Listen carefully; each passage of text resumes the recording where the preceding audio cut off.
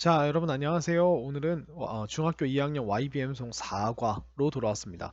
언제나처럼 4과 문법을 먼저 보고 그 다음에 대화문이랑 지문을 한번 해석해 보도록 하겠습니다.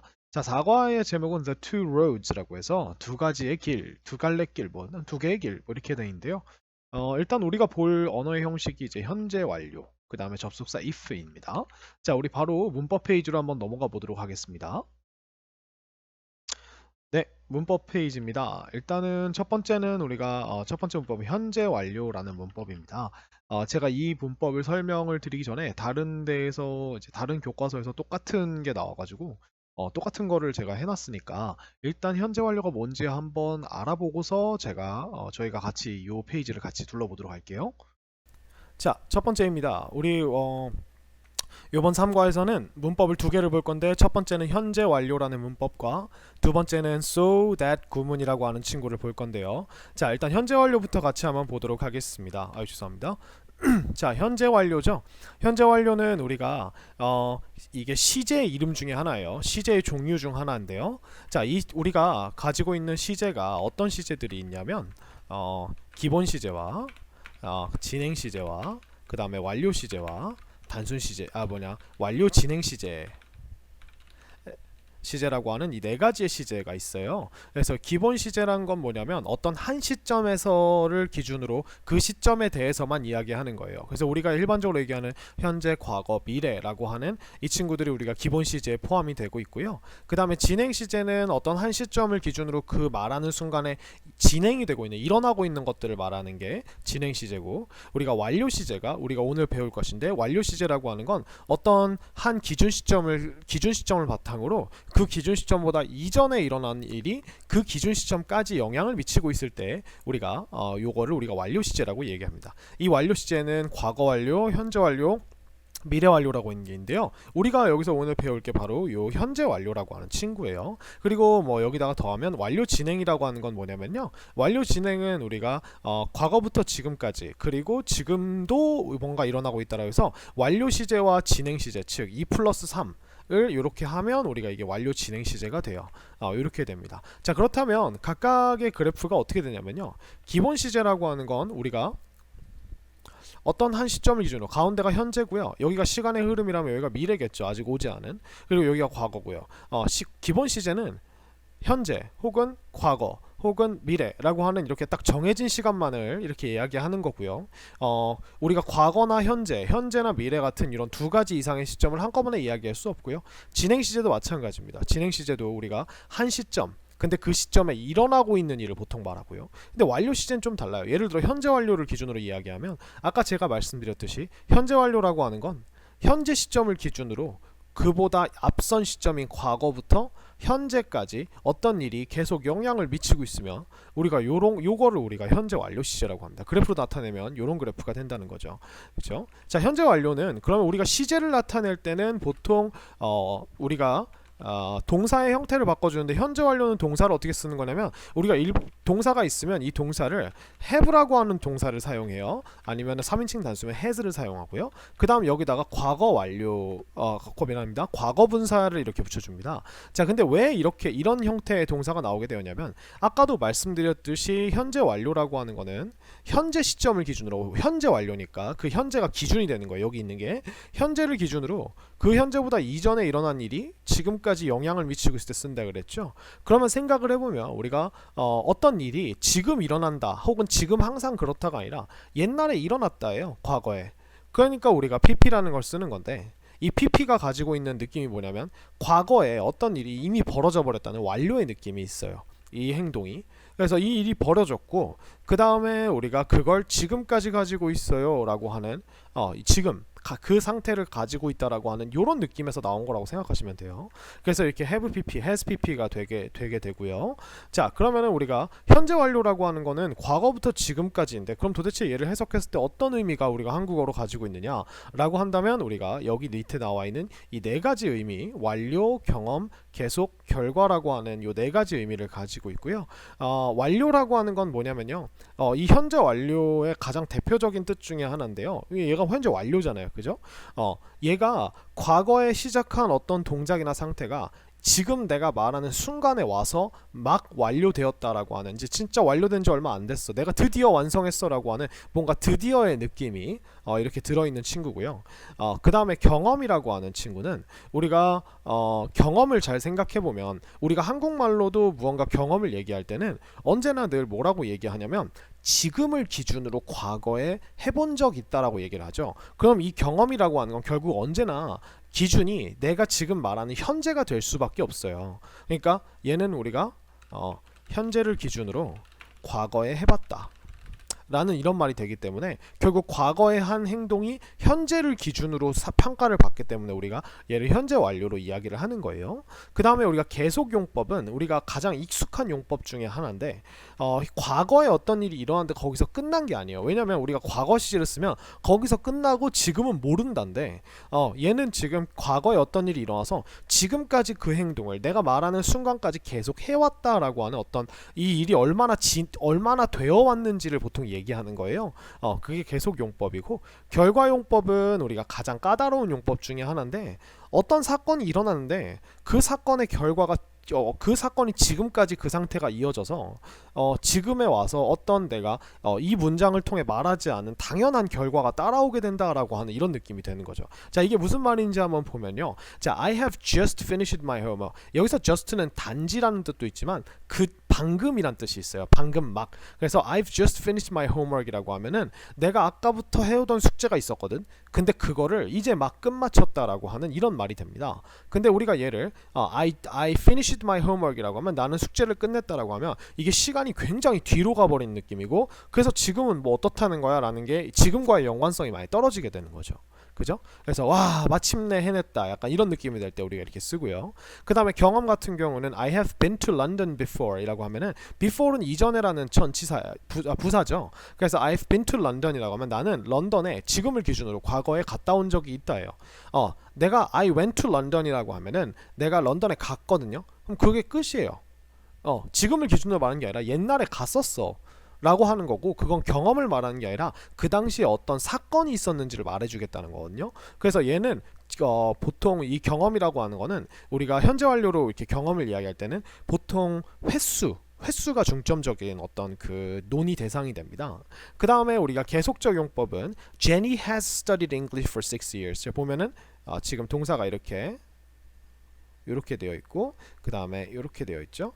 제니는 그러면 for 6 years라고 하면 우리가 전치사 for에다가 6 years를 쓰면은 시간을 쓰면은 그 시간 동안이 되죠. 그래서 6년 동안 영어를 공부해왔다라고 하는 이런 말이 되고요. Amy has lost her cell phone. 자, 이게 바로 결과용법입니다. 에이미는 그녀의 핸드폰을 잃어버렸다. 자, 이게 마치 과거처럼 이렇게 해석이 되지 않나요? 잃어버렸다? 근데 우리가 이 has lost는요, 그냥 단순히 만약에 Amy lost her cell phone과 많은 차이를 가지고 있는데, 이거는 우리가 과거에 일어난 사건이고 잃어버렸다라고 하는 일이 지금까지 지속되는 게 아니라 그냥 과거에 그랬어 라고 하면 듣는 사람이 그래서 지금은 어때? 라고 이렇게 반문을 하게 됩니다. 근데 Amy has lost라고 하면 잃어버렸는데 그 상태가 지금까지 계속돼 라고 하는 이런 말이 되기 때문에 그래서 지금도 없어 라고 하는 이런 결과, 바로 요게 숨은 결과가 되는 거죠. 이렇게 됩니다. 그래서 요렇게고요. 그러면 우리가 이렇게 다양한 식으로 해석되는, 물론 원리는 같지만 한국어로 다양하게 해석되는 이 친구들을 우리가 어떻게 하면 깔끔하게 잘 우리가 의미를 파악할 수 있을까 라고 한다면 이 친구들은, 현재 완료들은요, 쓸 때 언제나 늘 이 같이 쓰는 부사들이 따라옵니다. 얘가 완료적 느낌이야, 경험적 느낌이야, 계속적 느낌이야 라고 하는 걸 알려주기 위해서 같은 부사가 같이 따라오는데, 일단 막 끝냈다 혹은 이미 끝냈다 이런 친구를 우리가 과거부터 언제까지 한 일이 이제 막 이렇게 됐다 라고 하면은 우리가 여기에 우리가 보통 요런 친구들이 나와요. 얘네가 힌트가 되는 거예요.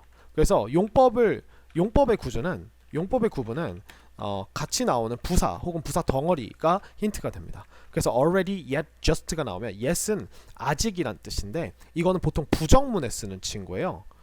부정문. 그래서 부정문에 쓰거나 아니면 의문문에 보통 쓰게 됩니다. 그래서 얘가 부정문에서 쓰일 때는 아직이란 뜻이고 의문문에서 쓰일 때는 벌써라고 하는 뜻으로 신기하게 쓰여요. 그 다음에 already는 이미, just는 막 이렇게 되고요. 그 다음에 경험 같은 경우는 우리가 같이 나오는 부사가 ever, 한 번이, 지금까지 한 번이라도 이렇게 되는 거고요. never는 결코입니다. 그래서 현재 완료에 never가 나오면 보통 지금까지 단 한 번도 한 적이 없다, 과거에 이렇게 되고요. 그 다음에 once, twice 같은 이런 three times, four times 같은 이런 횟수나 아니면 before, 전에 이런 것들이 나오면 우리가 경험이라고 이렇게 얘기를 하는 거고요. 그 다음에 우리가 계속 용법은 과거부터 지금까지 해왔다니까 여기서 우리가 궁금한 건 뭐가 되냐면 도대체 언제부터 했는데? 혹은 얼마 동안이나 했는데 이 두 가지가 보통 같이 오게 되고요. 그래서 우리가 for이라고 하는 것 뒤에 그 시간의 길이를 나타내는 표현을 써서 얼마 동안이 되고요. 혹은 since, 그리고 이 since는 현재 완료와 굉장히 찰떡인 전치사이자 접속사인데 이 since는 뭐뭐 이후로라는 뜻인데 이게 after와 다른 점이 뭐냐면 after는 그 사건 이후로 어떤 일이 일어났다라면 since는 그 사건 이후로 뒤에 나와 있는 게 뭐냐면 나오지 않는 뜻이 뭐냐면 지금까지란 뜻이 숨어 있어요. since는. 그래서 이 since는 우리가 선생님 아까 접속사 겸 전치사라 그랬죠. 그래서 얘가 전치사기 때문에 뒤에다가 우리가 어떤 과거 시점을 나타내는 명사가 오거나 아니면 접속사기 때문에 주어 동사가 오는데 주어의 과거 동사가 보통 오게 되겠죠. 그죠? 이런 식으로 우리가 쓸 수 있다는 거 기억해 주시고요. 결과는 이렇게 우리가 같이 나오는 부사가 없어요. 대신에 얘는 결과가 보통 동사가 한정적으로 나와요. 이 결과로 쓸 수 있는 동사가 예를 들면 우리가 방금 봤던 lose, 잃어버리다나 아니면은 뭐 감기에 걸렸다 뭐 이런 느낌이 나오거나 아니면 뭐 뭔가를 놓고 왔다 leave 뭐 이런 식으로 이렇게 우리가 놓고 와서 없어, 잃어버려서 없어, 그죠? 아니면은 내가 뭐 해서 없어, 이런 느낌의 동사들이 나오면 보통 결과고 얘네들은 특징이 또 같이 쓰는 이런 부사들이 딱 정해진 부사들이 없어요. 그러니까 오히려 부사가 없으면 동사를 확인해 보면 아이고 잃어버렸네. 잃어버려 왔다는 좀 이상하잖아요. 과거부터 지금까지 잃어버려 왔다. 매번 잃어버린 건가요? 그죠? 이상하죠. 잃어버린 적 있다라고 하면은 보통 여기다가 뭐가 와야 되냐면 몇 번 잃어버렸는지 혹은 이전에 잃어버린 적 있다라고 하는 이런 부사들이 와야 돼요. 그죠? 그리고 막 잃어버렸다라고 하면 just라고 하는 친구가 들어가거나 이래야 되기 때문에 이런 식으로 아무것도 없이 깔끔하게 있으면 보통 이게 결과라고 생각을 하는 거죠. 사실은 일상생활에서는 이 친구들의 용법은 context, 그러니까 문맥의 기반을 두고 우리가 해석하는 경우가 훨씬 더 많아요. 근데 그 문맥에 당연히 이런 부사들이 같이 따라오기 때문에 이 부사들이 우리가 용법을 구분하는 힌트가 됩니다. 그래서 용법의 구분은 무엇으로 한다? 같이 나오는 부사 덩어리로 한다. 그러면 여기에서 나오는 문제들이 뭐예요? 다음 밑줄 친 have pp, 이렇게 have pp 밑줄 찍어놓고요. 중에 용법이 다른 것은 무엇인가 이렇게 나와요. 그러면 뭐 경험이 3개 나왔는데 경험이 4개 나왔는데 뭐 완료가 하나 나온다던가 아니면은 계속적 용법이 한 4개 나왔는데 갑자기 뭐 결과가 나온다던가 뭐 이런 식으로 해서 우리가 용법을 구분하는 것들이 보통 나오게 됩니다. 자, 여기서 우리가 재밌는 사실 하나, 현재 완료는 여기 현재라고 써져 있죠. 얘는 과거부터 현재까지이기 때문에 반드시 두 시점을 같이 아우를 수 있는 어떤 시간의 지속적인 표현이나 아니면은 뭐 이런 것들이 들어가야 돼요. 근데 우리가 얘는 현재 완료는 어쨌든 과거부터 현재까지이기 때문에 과거를 나타내는 부사와 쓸 수 없습니다. 얘는 현재 시제예요. 아시겠죠? 근데 과거 시제, 여기 나와 있는 과거를 나타내는 뭐 3 days ago 특히에 그 다음에 yesterday 어제, last night, then 그 다음에 when 뭐 언제 when 플러스 과거 동사. 사실 이건 when 플러스 과거 동사뿐만 아니라 그냥 when이라고 하는 건 그 동사가 들어있는 시점일 때에만 얘기를 하기 때문에 when도 쓸 수가 없어요. 왜냐면 현재 완료는 제가 뭐라 그랬죠? 두 시점을 다 포함해야 된다 했죠? 근데 when은 언제나 늘 이 시점이나 이 시점이나 이 시점 같이 하나밖에 표현을 못 하거든요. 그래서 그 다음에 in 연도 이런 것들은 우리가 함께 현재 완료와 쓸 수 없는 거죠. 그러니까 어색한 표현이 될 수밖에 없겠죠. 근데 before는 왜 쓸 수 있느냐? before는 얘는 접속사가 아니라 여기서 얘 혼자가 자체로 그냥 부사예요. 그래서 이전에라고 하는 뜻이 지금을 기준으로 이전에란 뜻이 됩니다. 그래서 현재 완료하고 오히려 더 잘 어울리는 부사가 되는 거죠. 경험하고요, 특히. 그죠? 현재 완료, 그리고 현재 완료 부정문은 우리가 have 뒤에 not을 넣어주고요. 그 다음에 현재 완료 의문문은 이 have가 조동사 역할을 하기 때문에 얘가 우리가 의문문을 만들 때 have가 이렇게 앞에 나옵니다. 대신에 과거 분사는 그대로 있어야겠죠. 그죠? 대답할 때도 yes, sure, have No, you haven't. 보통 이렇게 이야기를 하고요. 자, 그 다음에 우리가 불규칙 변화, 그러면 우리가 현재 완료할 때 PP, 즉 불규칙 변화의 과거분사 형태가 조심해야겠죠? 그래서 이런 친구들 여러분들이 한번 잘 기억을 해주시면 되고요. 자, 그럼 현재 완료에서 마지막으로 조심해야 될 것들 몇 가지만 말씀을 드릴게요. 자, 첫 번째, 현재 완료를 다루면서 조심해야 할 거. have의 수일치. 이게 제일 중요한 것 같아요. 이 have가 조동사이긴 하나 일반 동사 have를 빌려온 거기 때문에 우리가 마치 우리가 해야 한다의 have to처럼 이 친구도 우리가 주어가 3인칭 단수일 경우에는 has로 바꿔줘야 됩니다. 주어에 따라 have냐, have냐, has냐를 구분을 해줘야 된다는 거죠. 그죠? 이게 가장 중요한 거인 것 같아요. 제일 많이 틀려요. 이게. 그리고 그래서 그다음 두 번째, have been to와 have been to와 have gone to의 차이점을 봐야 됩니다. have been to 장소, have gone to 장소. 자, 우리가 아까 have been to라고 하면 어디에 갔다 왔다라고 하는 어떤 장소에 갔다 왔다라고 하는 얘는 경험을 나타내는 거고요. 그 다음에 have gone to는 가서 없다기 때문에 이게 결과를 나타내는 거거든요. 자, 근데 이게 왜 그러냐면 여러분들이 보통 어디에 가본 적 있다라고 하면 가본 적 있다가 간다라고 하는 동사를 가장 먼저 떠올리게 하기 때문에 우리가 경험으로 가본 적 있다라고 할 때 have gone to를 쓰는 그런 실수를 범하기 쉽거든요. 근데 여러분 잘 보세요. go라고 하는 단어는 갔다 왔다가 아니에요. go는 그냥 간다예요. 그럼 have gone이라고 해버리면 거기에 갔고 그 상태가 지금까지 계속된다는 거죠. 그러면 가서 지금도 거기 있다는 거예요. 그 말은 즉슨 지금 이 자리에 없다라는 뜻이 됩니다. 그렇기 때문에 존재했던 적이 있다라고 하는 have been, 비동사의 의미가 원래 존재하다라는 뜻이거든요. 그래서 have been 이라고 하는 친구를 써야 우리가 거기에 존재했던 적이 있어, 즉 내가 갔다 왔던 적이 있어, 이렇게 되는 겁니다. 우리나라와 영어의 차이 때문에 일어나는 실수라고 생각하시면 돼요. 그래서 have gone to 이렇게 하면 결과가 됩니다. 그래서 여러분들이 I have gone to London 이라고 하면 여러분 이거는요 말이 안 되는 문장이에요. 일단 나는 런던으로 가버렸어 라고 하면 여러분들 상대방한테 이 말을 앞에서 하고 있는데 지금 런던에 가 있다면, 가서 없다면 눈앞에 어떻게 존재할 수 있겠어요. 그러니까 이 말은 문장 자체가 말이 안 되는 거예요. 아니 편지를 썼으면은 모르지만 편지가 대신 얘기해 줄 수 있겠지만, 그렇죠? 그래서 I've gone to London 이거는 말이 안 되는 겁니다. 그래서 항상 I've been to 이렇게 얘기를 해야겠죠. 그죠? 나는 런던에 갔다 온 적이 있다. 이렇게 이야기를 하는 게 제일 좋습니다. 그래서 이 두 가지가 가장 많이 틀리는 친구들이고요. 그 다음에 세 번째가 또 뭐가 있냐면요. 여러분들이 이제 의외로 이렇게 보통 주어져요. 보통 어떻게 얘기하냐면 예를 들어 이렇게 문제가 이렇게 나옵니다. Jason started to clean his house at 7 o'clock.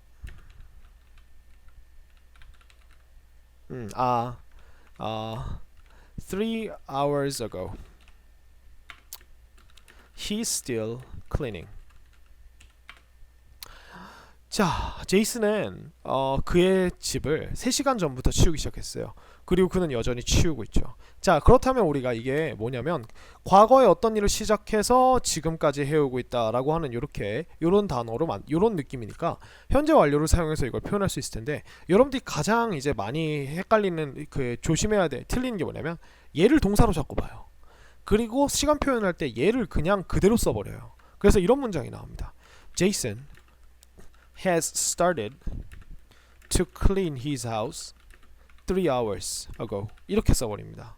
여러분 이게 말이 안 되는 문장이에요. 생각해보세요. 제이슨은 그의 집을 치우는 걸 시작해오고 있다. 계속 시작만 한다는 건가요? 여러분들 여기서 started가 나온 건 얘가 이 행동을 한 시작점이기 때문에 사실 진짜 중요한 건 얘란 말이에요. 얘가 진짜 중요한 거예요, 여러분들. 근데 여러분들이 앞에 나오는 start를 보고 그냥 무조건 start나 begin을 가지고 이렇게 현재 완료 문장을 만드는 경우를 볼 수 있습니다. 그 다음에 여러분 3 hours ago는 3시간 동안이 아니라 3시간 전에죠. 그죠? 그러니까 우리가 이게 말이 안 되는 겁니다. 그럼 이걸 제대로 고치면 어떻게 돼야 될까요? Jason has cleaned 라고 바꿔줘야 되고 3 hours ago라고 하는 건 3시간 전부터니까 지금 3시간 동안이 된 거죠. For 3 hours 이렇게 돼야 된다는 겁니다. 그죠? 요런 식으로 우리가 해야 된다는 거. 요 실수 조심하셔야 되고요. 네 번째. 그다음 뭘 조심하셔야 되냐면요. 여러분들이 뭐뭐 동안이라고 할 때 자꾸 during을 쓰시는 경우가 있어요. during은 현재 완료랑 쓸 수 없습니다. 얘는 뭐랑 쓰는 거냐면 진행형 시제랑 보통 많이 하는 거예요. 진행형이나 현재만. 그래서 현재 완료랑 사용 불가한 이유가 during이라고 하는 건 어떤 과거나 현재 한 시점 내에 특정한 시각에서 일어났던 일 동안 이렇게 되는 거예요. 이게 반드시 현재랑 이어지라는 법칙이 없단 말이에요. during이. 그래서 during 그리고 during은 심지어 뭡니까? during은 during은 우리가 뒤에 사건이 옵니다. 근데 for은 우리가 여기에 비해서 우리가 for은 뒤에 시간의 길이가 오죠. 그렇기 때문에 얘네 둘은 애초부터 사실은 느낌이 되게 많이 다른 전치사예요. 예를 들어 during 같은 경우는 조금 더 자세히 설명을 해드리면 during은 어떠한 사건이 지속되는 동안이란 뜻입니다. 그렇기 때문에 뒤에 사건이 나와야 돼요. During the class, during Christmas, 아니면은 뭐 during the vacation 이런 식으로 사건의 이름이 나와야 되고 이 for는 어떤 시간의 길이가 나와야 돼요. 이 for는 그 시간의 길이 동안이란 뜻이기 때문에 for 7 hours, for some days 이런 식으로 우리가 for 7 years 아니면 for a few years 이런 식으로 시간의 길이가 나와야 된다는 거 기억해 주세요. 그래서 얘는 아예 못 씁니다. during은 아시겠죠? 얘만 쓸 수 있다는 거. 이렇게 네 가지를 조금 조심하시면 여러분들 현재 완료에서 조금 더 실수하실 확률이 줄어들 겁니다. 아시겠죠? 자, 잘 들으셨나요? 자, 그래서 현재 완료를 좀 이해하셨기를 바라고요. 자, 보시면 I have lived quietly and well 이렇게 해가지고 나는 조용하게 그리고 잘 과거부터 지금까지 살아왔어 라는 뜻이고 you have had a lot of trouble 그래서 우리가 trouble은 셀 수가 없거든요. 그래서 많은 문제가 과거부터 지금까지 있어 왔다. 이게 전혀 이상한 게 아니에요. 이거 굉장히 정상적인 겁니다. 정상적인 정상적인 영어입니다. 진짜 중요해요. 여러분들이 가끔 이 조동사 have랑 과거 완료의 head를 같이 넣으면 과거 분사 head를 같이 넣으면 선생님 이거 안 되는 거 아닌가요? 이렇게 생각하는 분이 있는데 그냥 have 뒤에 pp를 넣어준 거예요. 그래서 과거부터 지금까지 어떤 거를 이제 소유해왔다. 내지는 내가 이미 그걸 소유한 상태이다. 뭐 이런 식으로 쓸 때 우리가 have had 이렇게 쓸 수 있습니다. 그래서 여기는 다 제가 설명을 드렸고 현재 완료의 부정문과 의문문은 정말 간단해요. 우리가 부정문을 만들 때는 not을 붙이고 의문문을 만들 때는 조동사를 앞으로 빼듯이 제가 말씀드린 대로 이 have 혹은 has라고 하는 친구가 일반 동사가 아니라 여기서는 조동사의 개념으로 쓰이기 때문에 대신에 얘가 그 조동사이긴 한데 동사 원형을 받는 게 아니라 pp라고 하는 형태를 뒤에 받는다고 생각하시면 편할 거예요. 그래서 우리가 부정문은 요 have나 has 뒤에다가 not을 붙여서 우리가 이 친구도 줄일 수가 있어요. 또 haven't나 hasn't라고 이렇게 줄일 수가 있어요. haven't 혹은 hasn't 이런 식으로 줄일 수가 있습니다. 그래서 대답을 할 때도 의문문에 대답을 할 때도 yes I have, no I haven't. 그 다음에 yes they have, yes they haven't, no they haven't 하고 yes she has, no she hasn't 이런 식으로 대답을 한다는 거. 그 다음에 이제 의문문을 만들 때에도 마치 우리가 조동사 can을 앞으로 빼듯이 이 have를 앞으로 빼주시면 돼요. 그래서 have you, pp 이런 식으로 나가주면 되고 의문사를 넣어주시고 싶으시면 앞에다가 의문사 have 앞에다가 혹은 has 앞에다 의문사를 넣어서 우리가 알고 있는 그 똑같은 의문문을 적어주시면 돼요. 그래서 이 친구를 우리가 의문문과 부정문을 다룰 때는 마치 우리가 조동사 can을 다루듯이 달아주시면 되겠습니다. 되게 쉬울 거예요. 그래서 요거는 우리가 영어 공부할 때 열심히 다 외웠던 것들이니까 별로 어렵지 않을 겁니다. 그래서 포인트 조심하시면서 잘 한번 풀어보시길 바라고요.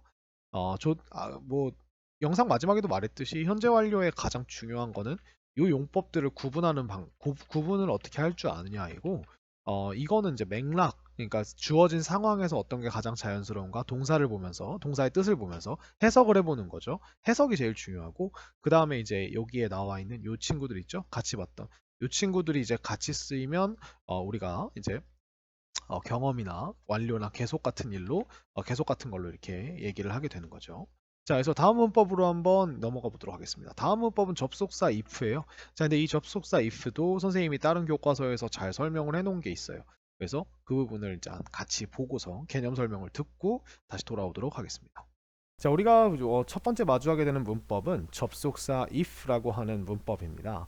그래서 이 접속사 if라고 하는 친구는요. 자, 일단 접속사죠. 그죠? 접속사라고 하는 건 우리가 동사를 하나 더 쓸 수 있게 해준다는 거예요. 문장에 원래 동사는 하나밖에 못 나오는데 동사를 하나 더 나오게 해주는데 이 동사에 관련된 모든 친구들, 뭐 예를 들어 동사니까 주어가 있겠죠.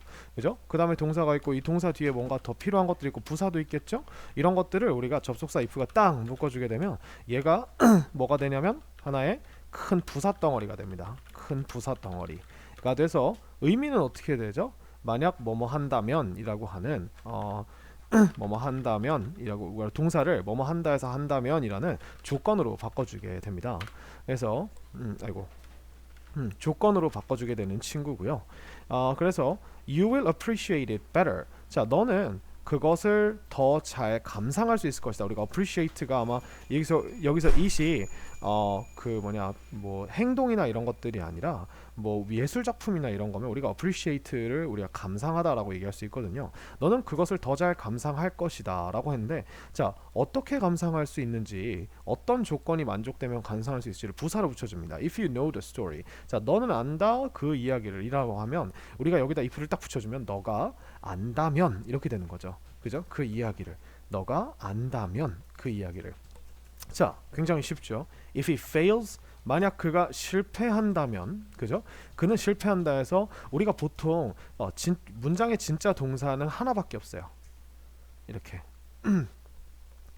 하나밖에 없기 때문에 이 진짜 동사의 주어는 은는으로 보통 해석을 하는데, 이런 식으로 우리가 문장의 진짜 동사가 아닌 접속사 때문에 나올 수 있었던 동사의 주어는요 보통 은는이 아니라 이가라고 이렇게 해석을 해주면 우리나라 말로 굉장히 자연스러운 해석이 됩니다. 이게 우리나라의 한글의 문법 중에 하나예요.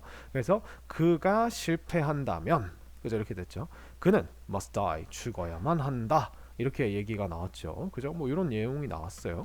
그래서 뭐 여러분들이 지금 배우고 있는 이 if를 굳이 보자면 우리가 접속사는 두 가지로 보통 나누어지죠. 등위 접속사와 그 다음에 종속 접속사로 나눠집니다. 등위 접속사라고 하는 거는 대등한 힘을 가진 문장을 앞뒤의 연결관계만, 그러니까 이게 뭐 원인이고 결과다, 아니면은 뭐 이게 먼저 일어났고 이게 나중에 일어났다, 앞의 사실과 뒤의 사실이 반대된다라고 하는 뭐 이런, 그러니까 연결관계만 이어주는 그런 접속사들을 얘기해요. 그리고 이 등위 접속사는 4개가 있는데요. and랑 but이랑 or이랑 so, 이 4가지가 있어요. 그래서 이 친구들은요, 우리가 and는 우리가 앞에 거와 뒤에 거가 같은 정보이거나 앞에 게 먼저 일어나고 뒤에 게 나중에 일어났어요 라고 하는 이런 시간 순서를 나타내 줄 때, but 같은 경우는 우리가 앞에 거가 있는 반면에, 그죠? 있지만, 이렇게 하지만 이라고 하는 느낌에서 앞에 거와 뒤에 거가 어떤 반대되는 사실이거나 좀 상충하는 사실이다, 이런 이야기를 말해줄 때 쓰고, or은 우리가 둘 중에 하나를 고르라는 거죠.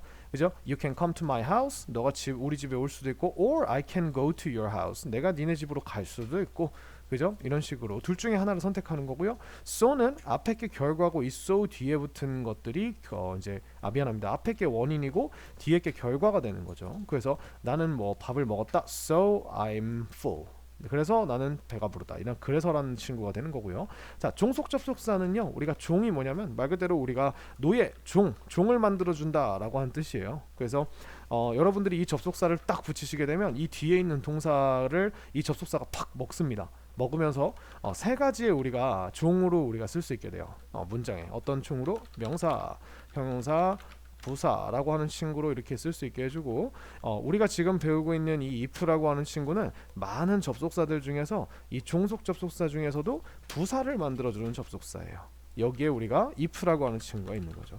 여러분들이 이 if 말고 부사를 만들어주는 다양한 친구들이 이제 when이나 after, before, 그 다음에 because, as, since, 뭐 while, 굉장히 다양한 친구들이 있어요. although 이런 친구들이 있는데, 이 중에서 우리가 지금 배워보고 있는 이 if는 부사 중에서도 어떤 부사? 조건이라는 부사. 그러니까 우리가 부사가 하는 역할이 뭐예요? 문장에서 보통 동사에 추가 정보를 주는 친구들이에요. 이 동사가 언제 일어나고 어떻게 일어나고 왜 일어나고 그 다음에 뭐 어디서 일어나고라고 하는 이런 장소나 이유 같은 것들을 주는데, 이 if는 이 행동에 조건을 붙여주는 부사가 되는 거죠. 내가 이 행동을 하는데 이런 조건이 만족이 되면 한다, 이렇게 얘기를 하는 거죠. 나머지도 마찬가지예요. 내가 이 행동을 하는데 요때 한다, 내가 이 행동을 하는데 이 일이 일어난 후에 한다, 그 전에 한다, 이렇기 때문에 한다, 뭐 그죠? 이런 식으로 우리가 다 붙여주는 친구들, 이런 것들 우리가 부사입니다. 그래서 예, 이렇게 if의 설명을 마쳤고요. if는 제가 딱히 말씀드릴 건 없는데, 여러분들이 이제 시험 문제를 보시면 여러분들이 보는 이 if에는요, 언제나 늘 동사가 뭘로 나오냐면 현재 동사로 나오게 됩니다. 현재 시제로 나오게 돼요. 왜냐하면 이 if라고 하는 친구를 현재 시제가 아니라 시제를 약간 바꿔버리면, 우리가 이게 뭐 미래에 어떤 일이 일어난다면 이라고 하는 이런 뜻이 아니라, 어떤 현재의 어떤 일이 바뀐다면, 혹은 과거에 내가 했던 일이 만약 바뀌었다면 이라고 하는 이런 가정법으로 쓰게 돼요. 이 가정법이 좀 말이, 여러분들이 아마 들어보신 적이 있을 텐데 말이 어려울 수 있는데, 가정법은 그냥 현실에 그러니까 내가 아직 일어나지 않은 일에 대해서 조건을 붙이는 게 아니라 이미 일어나 버린, 즉 우리가 현재는 바꿀 수 없잖아요. 여러분들이 지금 이 인강을 듣고 있다는 지금 사실은 바꿀 수가 없습니다. 여러분들이 멈추면 그 멈춘 미래에 이제 그 사건이 바뀌게 되겠죠. 혹은 여러분들이 학생이라고 하는 건 바꿀 수 없죠.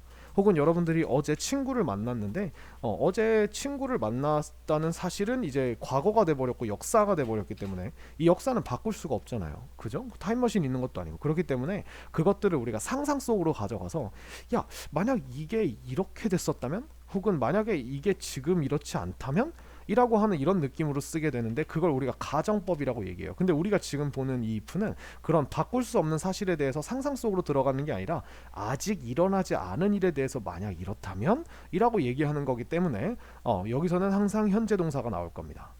이거는 제가 장담 드릴 수 있어요. 자, 그래서 if에서 중요한 것들 우리가 한번 같이 봐보도록 할까요?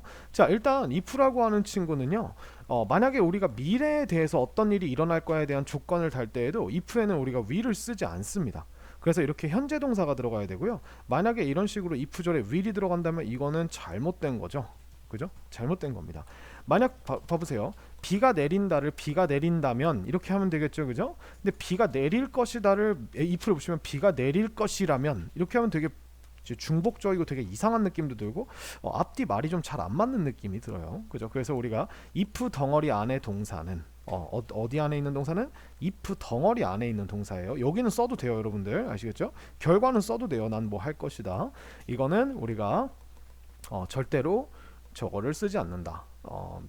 미래를 쓰지 않는다 라고 이렇게 얘기를 합니다. 이거에 대해 간단한 원리를 말씀드리면, 그러니까 여러분들 생각해 보세요. if라고 하는 게 조건이죠. 그죠? 어떤 조건이 만족되면 어떤 결과가 발생을 한다는 거죠. 그럼 여러분 생각해 보세요. 이런 결과가 그럼 예를 들어서 내가 컴퓨터 게임을 할 거예요, 나중에. 그럼 이 컴퓨터 게임을 하기 위한 조건이 뭐냐면 숙제를 마친다예요. 자, 다시 한번 생각하면 숙제를 마친다라는 일이 먼저 일어나야겠죠. 먼저 일어나야겠죠. 그래야 우리가 결과가 언제가 돼요? 결과가 미래가 될 수 있겠죠. 나중이 되겠죠. 그죠? 그렇기 때문에 조건이라고 하는 건 언제나 결과보다 앞서서 일어나야 됩니다. 그렇기 때문에 우리가 결과가 미래이기 때문에 그 미래보다 앞선 현재 시제까지가 이 if가 갈 수 있는 최대한의 시제가 되는 거예요. 그래서 우리가 이게 미래여도 우리는 여기다 현재를 쓰고요. 심지어 현재 어떠하다라고 이야기를 할 때에도 우리가 여기 현재까지만 딱 쓸 수 있는 거죠. 그래서 미래로는 조건은 미래로 갈 수 없다 라고 이렇게 생각을 해주시면 되겠습니다. 자, 그 다음에 근데 여기서 우리가 조심할 게 있어요. 자, if가 will을 쓸 수 없다고는 이야기를 했는데, 이 if가 아까 제가 말씀드렸던 그 접속사의 종류 중에 명사로 쓰는 접속사로 쓸 때가 있습니다. 명사 덩어리를 만들 때. 자, 이때는 근데 if가 느낌이 달라요. if가 어떤 느낌이 되냐면 뭐뭐인지 아닌지라고 하는 이런 뜻이 됩니다. 그러면은 이게 여기에서는 뭐뭐인지 아닌지에는 뭐뭐일지 아닐지라고 하는 이런 미래 표현이 들어가도 전혀 문제가 없어요. 여기서 보시면 지금 명사절을 이끌 때에는 이런 식으로 우리가 이렇게 welcome이라고 하는 친구를 우리가 이렇게 써도 됩니다. 자, 그러면 우리가 문장을 한번 보면, 나는 모른다, 제이슨이 올 것이다 해서 if를 붙여버리면 올지 안 올지를 어디로? to the party, 파티로 올지 안 올지를 모른다 이렇게 되는 거죠. 자, 그러면 이걸 어떻게 구분할 수 있느냐라고 여기다 한번 정리를 해볼까요? 자, if가 명사인지 아닌지 구분하는 방법. if. 자, if가 만약에 if로 된 덩어리가 이렇게 딱 나왔을 때요. if 덩어리. 여러분들이 이 if 덩어리를 먼저 한번 이렇게 끊어 보세요. 그럼 끊어 봐서 첫 번째로 확인해야 될 건 뭐냐면요. 위치입니다. 위치. 그래서 여러분들이 보세요. 지금 하나는 부사이고 하나는 명사이죠. 그렇다는 말은 우리가 만약에 얘가 명사일 경우에는요. 명사일 경우에는 명사가 들어가야 하는 위치에 있습니다. 보통 그게 어디죠? 주어 자리나 목적어 자리나 보어 자리에 있습니다. 만약에 얘가 부사일 경우에는 그 어떤 이 주어나 목적어나 보어 자리 어디에도 들어갈 수 없어요. 그래서 얘는 항상 뭐예요? 뭔가 다른 위치. 보통 맨 앞에 나와서 쉼표를 달고 나오거나 맨 앞 플러스 쉼표 이렇게 달고 나오거나 뭐 아니면은 맨 뒤. 근데 이 맨 뒤가 어떤 맨 뒤예요? 그 문장에 나온 모든 동사에 필요한 요소들이 다 채워진 뒤에 혼자서 떵 이렇게 있는 친구들 있죠. 이런 친구들은 우리가 부사로 판단을 해줄 수가 있겠죠. 그래서 이렇게 판단을 한 뒤에 여러분들이 뭘 보셔야 되냐 하면 해석을 해봅니다. 해석을 해봐서 뭐뭐 한다면 이 맞는지 뭐뭐 하는지 아닌지 이 아닌지는 안 붙여도 돼요.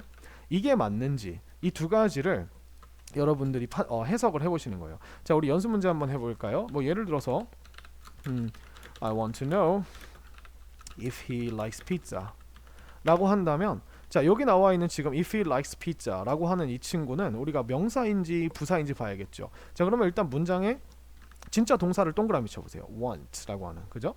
나는 원한다. 그럼 원한다 뒤에 무엇을이 나왔죠? 그 무엇을 자리에 뭐가 나왔어요? to know, 알기를 원한다. 아는 것을 원한다. 이렇게 나왔죠. 자, 그러면 우리가 지금 이 문장의 동사인 want와 이 문장의 주어인 I는 차 있죠. 그 다음에 이 문장의 이 want는 목적어가 필요해요. 무엇을 원하는데? 라고 하는 게 필요하기 때문에 이 동사를 끝까지 쓰려면 우리가 여기까지를 봐줘야 되니까 이게 목적어가 되는 거죠. 아는 것이라고, 그죠?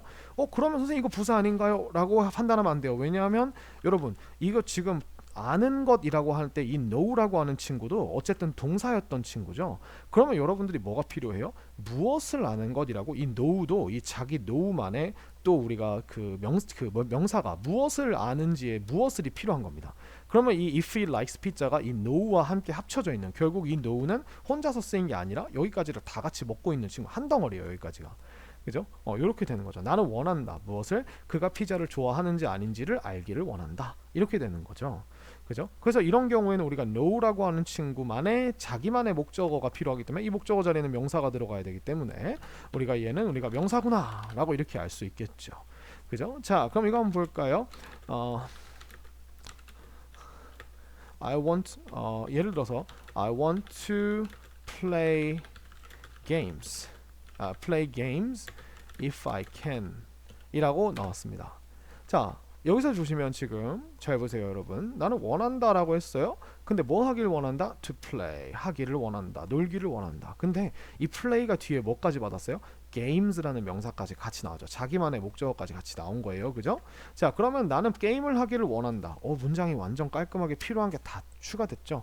그죠? 그럼 얘는 이제 우리가 추가 정보가 될 수밖에 없는 거예요. 내가 할 수 있는지 아닌지를 원한다. 이런 것도 아니잖아요. 그죠? 그렇기 때문에 내가 할 수 있다면, 그죠? 내가 가능하다면, 할 수 있다면 게임을 하고 싶다 이런 얘기가 되는 거죠. 그럼 얘는 우리가 문장의 주어 자리도 아니고 목적어 자리도 아니고 당연히 보어 자리는 아니겠죠. 그죠? 여기서 want는 보어, 즉 주인공이 어떤 상태다, 상태처럼 보인다라고 하는 이런 상태를 설명해 주는 말이 아니기 때문에 얘는 부사라고 우리가 판명을 하는 겁니다.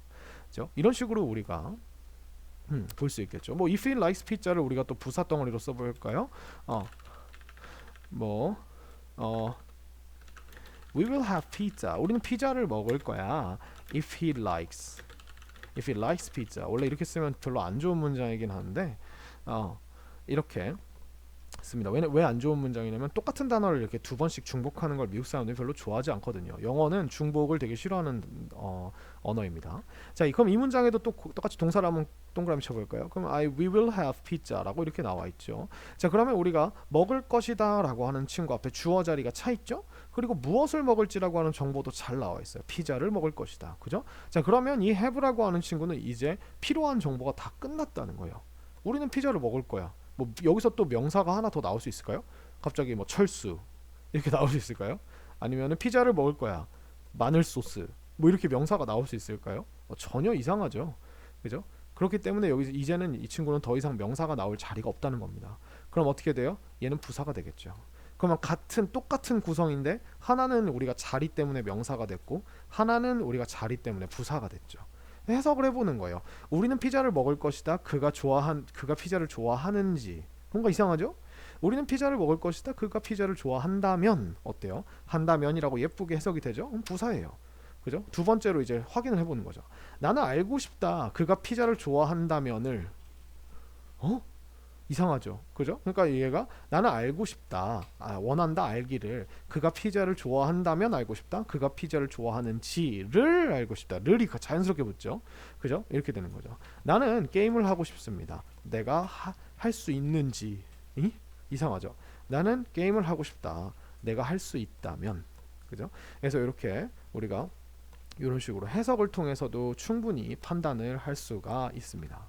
그래서 결국 이 문제에서 이 if 문제에서 제일 중요한 건 뭐냐면 이 if 절에는 will이 들어갈 수 없다. 부사로 쓰일 때는. 그죠? 뭐뭐 한다면이란 조건으로 쓰일 때는 우리가 will이 들어갈 수 없지만 명사일 때는 will이 충분히 들어갈 수 있기 때문에 다음 중 어법상 틀린 것은 이라고 이렇게 나오게 됐을 때 우리가 if 안에 있는 동사에 will이 들어있다고 무조건 이건 틀렸어 이렇게 하는 게 아니라 얘가 혹시 명사는 아닌가? 라고 이렇게 판단해보는 그런 센스까지 발휘해야 여러분들이 함정을 피해서 문제를 잘 맞추고 이해력을 보여줄 수 있게 되는 겁니다.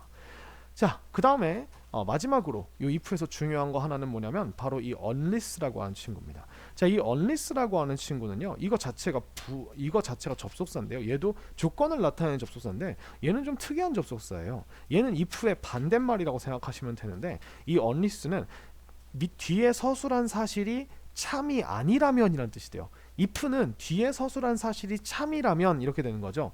그러니까 if it rains tomorrow, 내일 비가 온다라고 하는 이 사실이 참이라면 나는 집에 있을 것이다. 이렇게 되는 거죠. 근데 unless를 붙여버리면 내일 비가 온다는 사실이 참이 아니라면 we'll go on a picnic, 우리는 여행을 갈 것이다. 이렇게 되는 거죠. 그죠? 그래서 이 unless는 if하고 우리가 동사를 부정, 여기다 조심해야 될 게 뭐냐면 여러분 이게 if not이라고 이렇게 해놓으면은 여러분들이 가장 많이 하는 실수를 제가 좀 이따 보여드릴 텐데 이렇게 하지 마시고 if와 부정동사, 동사 부정이라고 이렇게 써놓읍시다. if와 동사를 부정한 것은 우리가 if하고 동사 부정을 없애고 unless로 바꿀 수 있다입니다. 자, 여기서 여러분들이 if not이라고 우리가 설명을 해놓으면 가장 많이 하는 실수가 뭐예요? 예를 들어 이런 거죠. Unless it rains. 다른 문장을 해볼까요? Unless he likes me. 이거 말고 다른 거 해봅시다. Unless you help me, I will not be able to finish it on time. 이렇게 얘기를 했습니다. 너가 나를 도와주지 않는다면, 그죠? 너가 나를 도와준다라고 하는 게 사실이 아니라면, 참이 아니라면 나는 불가능할 것이다. 그죠? be able to를 우리가 will not과 써서 가능하지 않을 것이다 라는 미래를 냈어요. 무엇을? 그것을 끝내는 것을. 언제? on time, 제 시간에. 그죠? 나는 제 시간에 그것을 끝내지 못할 것이다. 이렇게 됐죠. 여러분들이 이거를 우리가 또 많이 나오는 게 서술형 문제나 이런 데서 많이 나오는 게 여러분들이 이거를 우리가 if로 바꿔보세요, 같은 말로 써보세요, 이런 게 나옵니다. 그럼 여러분들이 unless는 if not 이렇게 생각을 해서 if you not help me, I will not, 이런 식으로 우리가 쓴단 말이에요. 그죠? 여러분들이 싹 써놓고 if not, 잘 고쳤어. 그죠? 라고 생각을 하게 된다면 이게 바로 이것 때문에 제가 unless를 if not으로 기억하지 말라는 겁니다. unless를 if not으로 기억하면 이런 말도 안 되는 문장이 나오게 돼요. 자, 여러분 생각해보세요. 그럼 이렇게 보지 말고 공식처럼 보지 말고 우리가 당연한 영어의 기본적인 규칙을 생각해보세요. 너는 나를 돕지 않는다라고 하면 if you not help me입니까? 아니죠. you don't help me죠. 그죠? 그러니까 우리가 if not이라고 이렇게 생각을 하게 된다면 우리가 이 help라고 하는 친구가 일반 동사이기 때문에 여기다 not을 붙이는 게 아니라 여기다가 이 help를 부정시켜줘야 된다는 거예요. Don't help me. 그죠? 이렇게 돼야 맞다는 거죠. 근데 여러분들이 unless를 if not으로 외우면 가끔가다 이런 실수를 자기도 모르게 한다. 마치 이게 왜 그런 거예요? 이걸 언어답게 우리가 이 unless라고 하는 거를 언어로서 이해한 게 아니라 수학적 공식처럼 이해를 해서 외운 걸 따박따박 써버리기 때문에 그래요. 여러분들 unless는 뭐다? if와 반대로 너가 이러한 게 사실이 아니라면이니까 만약에 내가 if unless로 쓴 걸 if로 다시 돌리고 싶으면 이 unless에 있는 이 동사를 어떻게 해라? 부정해라 라고 이렇게 제가 말씀을 드릴 수 있는 거예요. 아시겠죠? 근데 우리가 이럴 때는 우리가 not을 그냥 편하게 붙여도 돼요. 예를 들어서 unless you are upset, we can go out. 야, 네가 화난 게 아니라면 우리는 나갈 수 있어. 나가서 놀 수 있어. 뭐 이렇게 얘기한 거죠. 그럼 우리가 이 친구를 우리가 if로 고치면, 자 여기서는 우리가 지금 동사가 뭐예요? are이라고 하는 친구죠. 그리고 우리가 저기는 비동사는 그냥 이렇게 not을 붙이기 때문에 if you are not upset 이렇게 not만 붙여도 괜찮은 거죠. We can go out. 그죠? 그 다음에 unless you can come tomorrow. 너가 내일 올 수 없다면, 그죠? 올 수 없다면 we'll just stay home. 우리 그냥 집에 있을 거야. 이 문장도 마찬가지죠. 여기서는 우리가 지금 if you can 한 다음에 이 조동사를 부정할 때는 우리가 조동사가 있는 문장은 부정할 때 조동사에 not을 붙여버리죠. 그죠? 그래서 이렇게 not을 붙여도 된다는 거죠. 그죠? 근데 여기서 또 이제 조심해야 될 게 뭐냐면 이게 또 주어에 따라서 우리가 don't가 아니라 doesn't가 붙을 수도 있다. 그래서 일반 동사가 나왔을 때 이렇게 조심해야 된다. 그러니까 이거를 이렇게 일반 동사 따로 비동사 따로 그 다음에 조동사 따로 이렇게 하기보다는 여러분들이 일반 동사도 부정할 줄 아시고 조동사도 부정할 줄 아시고 비동사도 부정할 줄 아시기 때문에 이걸 그냥 unless를 뭐라고 생각한다? if라는 덩어리에다가 동사를 부정해서 만들면 동사를 부정한 뜻이 되면 unless가 된다. 그렇기 때문에 unless를 다시 if로 고칠 때는 여기에 나와 있는 동사를 이 unless 덩어리에 있는 동사를 부정해 준다. 그죠? 아니라고 부정을 해주고 그 다음에 unless를 if로 바꿔주면 또 비슷한 뜻이 된다. 똑같은 뜻이 된다. 이렇게 생각을 해주시면 될 것 같아요. 그래서 이렇게 여러분들 실수를 많이 하는 것까지 같이 한번 집어서 이렇게 설명을 해드렸습니다. 자, 다음으로 넘어가 볼까요? 자, 잘 들으셨나요? 자, 그러면 우리 같이 한번 볼까요? How can we know? 어떻게 우리가 알 수 있을까? 뭐 의문문이 나와도 상관없어요. 부사는 의문문에도 동사가 있기 때문에 부사는 늘 같이 다닐 수 있습니다. 그래서 if we don't try, 우리가 시도하지 않는다면. 그 다음에 if it rains tomorrow 이렇게 얘기를 했어요. 그래서 우리가 이번에는 이제 부사 덩어리가 앞에 나왔죠. 그러니까 우리가 부사가 앞에 나올 때는 항상 쉼표를 붙여줍니다. 그래서 if 덩어리가 끝날 때 쉼표를 붙여주시면 돼요. If it rains tomorrow, 내일 비가 온다면 I will stay home. 나는 집에 있을 거야 라고 해서 이 rains를 절대로 미래라 그래서 will rain이라고 쓰면 절대 안 됩니다. will rain은 틀린 표현이에요. 그래서 뭐 설명을 들으셨으니까 이해하실 거라고 생각을 해요. 그래서 이런 것도 다 제가 설명을 해드렸고 이게 제일 중요해요. 이번에 이 will을 쓰지 않는다는 게 제일 중요하고 그 다음에 unless로 바꿔 쓰는 것도 이제 열심히 연습을 하셔야 됩니다. 그 다음에 아까 말씀드렸듯이 if라고 하는 친구가 부사가 아니라 명사를 만들기도 해요. 명사 덩어리를 만들기도 해요. 그러면 명사 덩어리면 여부를 묻는 거거든요. 이게 맞는지 틀린지. 그래서 동사의 의미를 폴이 좋아하는지 아닌지 이렇게 바꿔주는 거예요. 그래서 선생님 표시 자체를 부사 표시가 아니라 명사 표시를 이렇게 하거든요. 그래서 이렇게 우리가 봐주는 거고 얘가 이제 명사 덩어리인지 아닌지를 보는 방법은 이 네모칸 친 애가 그 있는 위치가 지금 보시면 원더가 궁금하다잖아요. 그럼 무엇을 궁금해하는지 무엇을 목적어 자리에 있죠. 그러니까 이때는 우리가 이거를 부사로 하면은 이 원더 궁금해하는 대상에 대한 정보가 없어져요. 그래서 네가 뭘 궁금해하는지 모르겠고 만약에 폴이 그녀를 좋아한다면 나는 궁금하다. 뭐가 궁금한데요? 이렇게 돼 버리죠. 그래서 뭐가라고 하는 게 비기 때문에 얘는 명사가 될 수밖에 없어요. 그래서 이런 식으로 어쩔 수 없는 위치, 아주 큰 위치를 보는 거예요. 그래서 이게 제일 중요합니다.